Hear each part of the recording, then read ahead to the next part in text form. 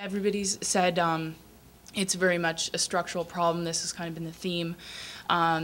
And you had touched on development assistance and assistance to developing countries. And there's a lot of theories about whether this has actually exacerbated problems for them or are global inequalities. And I was just wondering what your thoughts were on that, whether that was actually the case, or how aid or these types of funds could, or programs could be reformulated or redistributed to actually have a substantial change within a big global structure like that. Aid has been dwarfed by the power relationship between the developed countries and the not so developed countries. There has been a steady flow of resources, material and energy, and now labor resources from less developed to developed countries, and this has persisted. It first of all took the form of colonization. Colonization was just an outright claim of ownership of somebody else's territory and taking whatever you wanted from it. Now, colonization, of course, the costs seem to be too high to the colonizer, and we've invented globalization as a means of maintaining the same power relationship. The way it works in part is that you lend some money to somebody because they've suffered a crisis. And this comes to Naomi Klein. And as soon as you lend them some money and you demand a stream of payment and repayment, the only way, of course, that repayment can be made is to export something, right? And so there's a one-way flow of material and resource coming from south to north, and we've in some sense implemented the enforcement of these deals. That's the institutions of the World Bank, the IMF, and so on, and it's just a continuation of the power relationship. One of the things we failed to do with globalization is there are no structures capable of regulating the large corporation or the multinational corporation, the global corporation, to align the activities. I mean, corporations are built to make money for their owners, period.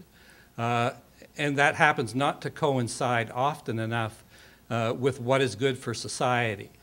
And we need more powerful instruments of governance to ensure that this alignment takes place, to ensure that the actions of corporations actually serve public good.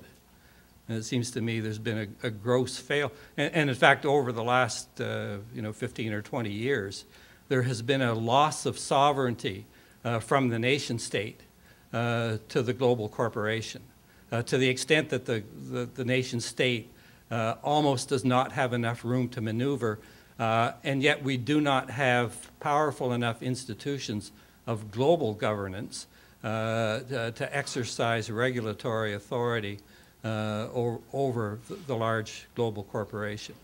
And it seems to me these are the roots of some of these problems, and it's a long way away from saying, I better stop eating meat, to worrying about these root causes and whatever we can do to do something about it.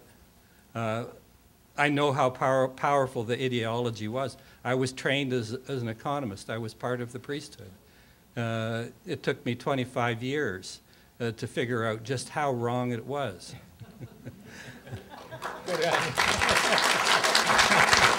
Wonderful, provocative questions that really ought to. I was wondering if this was the agenda for the next meeting, such as this, the forum, to take these up.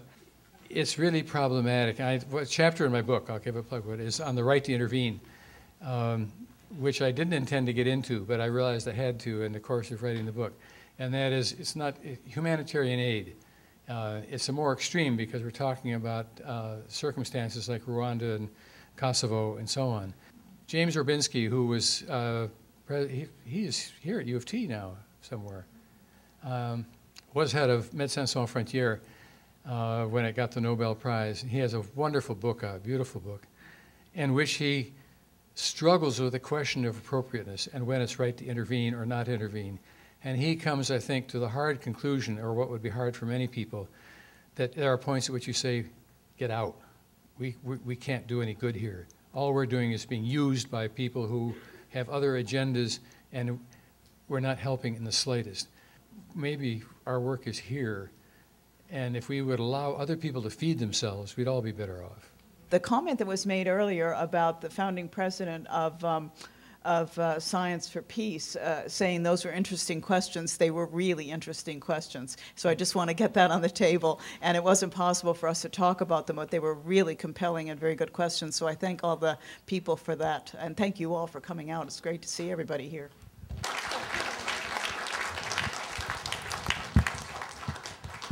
I would like to thank Science for Peace and Pugwash Group for facilitating this wonderful event, and I would like to thank our speakers for their wonderful presentations, and I would like to thank you all for spending your Friday evening with us. That shows that you care. Thank you very much.